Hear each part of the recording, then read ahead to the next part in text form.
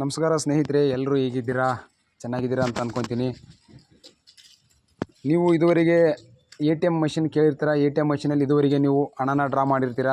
ಮತ್ತು ಒಂದು ದೇಶದಲ್ಲಿ ರಾಜ್ಯದಲ್ಲಿ ಚಿನ್ನನ ಡ್ರಾ ಮಾಡೋಕ್ಕೆ ಅವಕಾಶ ಮಾಡಿಕೊಟ್ಟಿದ್ರು. ಇನ್ನೊಂದು ರಾಜ್ಯದಲ್ಲಿ ಅಕ್ಕಿಯನ್ನು ಡ್ರಾ ಮಾಡೋಕ್ಕೆ ಕೊಟ್ಟಿದ್ದರು. ಸೊ ಅದೇ ರೀತಿಯಾಗಿ ಇವಾಗ ಹೊಸದಾಗಿ ಸುದ್ದಿಯಲ್ಲಿರ್ತಕ್ಕಂಥ ಟ್ರೆಂಡಲ್ಲಿರ್ತಕ್ಕಂಥ LPG cylinder. So LPG cylinder ಕೂಡ ನಾವು ATMನಲ್ಲಿ ಡ್ರಾ ಮಾಡ್ಬೋದು. ದಿನದ 24 ಗಂಟೆನೂ ನಾವು ಇದರ ಸೇವೆಯನ್ನು ಪಡೆಯಬಹುದಾಗಿರುತ್ತದೆ.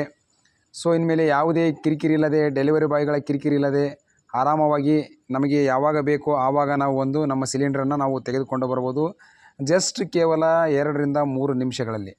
ಸೊ ಈ ಒಂದು ಸೇವೆ ಎಲ್ಲಿ ಪ್ರಾರಂಭ ಆಗ್ತಾಯಿದೆ ಅಂತಂದರೆ, ಈ ಒಂದು ಸೇವೆ ಹರಿಯಾಣದಲ್ಲಿ ಮೊದಲ ಪೈಲಟ್ ಪ್ರಾಜೆಕ್ಟ್ ಆಗಿ ಹರಿಯಾಣದ ಗುರುಗ್ರಾಮ್ನಲ್ಲಿ ಈ ಒಂದು ಯೋಜನೆಯನ್ನು ಜಾರಿಗೆ ತರ್ತಾ ಇದ್ದಾರೆ ನಮ್ಮ ಭಾರತ್ ಗ್ಯಾಸ್ನವರು. ಸೊ ಇದು ಯಾವ ರೀತಿಯಾಗಿ ಕಾರ್ಯನಿರ್ವಹಿಸುತ್ತದೆ ಅಂದರೆ, ಹತ್ತಿರವಿರುವ ATMಗಳಿಗೆ ಅಂದರೆ ಗ್ಯಾಸ್ ATMಗಳಿಗೆ ಭೇಟಿ ನೀಡಿ ಅಲ್ಲಿ ನೋಂದಾಯಿತ ಮೊಬೈಲ್ನಿಂದ ಲಾಗಿನ್ ಆದ ನಂತರ ಒಂದು ಮೊಬೈಲಿಗೆ OTP ಬರುತ್ತೆ.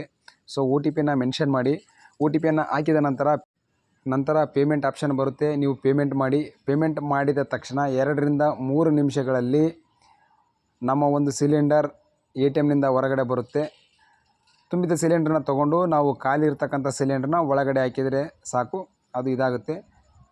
ಸೊ ಇದು ಹೇಗಿರುತ್ತಪ್ಪ ಅಂತಂದರೆ, ಸಿಲಿಂಡ್ರ್ ಇದು ಯಾವ ಥರ ಇರುತ್ತೆ ಅಂದರೆ, ಇದು ತುಂಬ ಲೈಟ್ ವೇಟ್ ಆಗಿರುತ್ತೆ. ಇದು ಫೈಬರ್ ಇಂದ ಮಾಡಲಾಗಿರ್ತದೆ. ಮತ್ತು ಈ ಸಿಲಿಂಡ್ರ್ನಲ್ಲಿ ನಮ್ಮ ಗ್ಯಾಸ್ ಎಷ್ಟಿದೆ ಅಂತೇಳಿ ನಾವು ನೋಡ್ಬೋದಾಗಿರುತ್ತೆ. ಅಂದರೆ ನಾವು ಕಣ್ಣಾರೆ ನೋಡ್ಬೋದಾಗಿರುತ್ತೆ. ಮತ್ತು ಇದು ಕಬ್ಬಿಣದಿಂದ ಮಾಡಿರಲ್ಲ, ಯಾವುದೇ ತುಕ್ಕು ಹಿಡಿತಕ್ಕಂಥ ಸಮಸ್ಯೆ ಇರಲ್ಲ.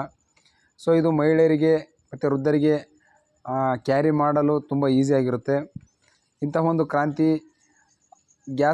LPG ಸಿಲಿಂಡರ್ಗಳು ಆಗ್ತಾಯಿರ್ತಕ್ಕಂಥದ್ದು ಇದು ಮೊದಲನೇ ಬಾರಿ. ಸೊ ಇದೇ ರೀತಿಯಾಗಿ ಮುಂದಿನ ದಿನಗಳಲ್ಲಿ ಇಂಡಿಯನ್ ಗ್ಯಾಸ್ HP ಗ್ಯಾಸ್ನಲ್ಲಿ ಈ ಸೇವೆ ಬರುತ್ತೆ.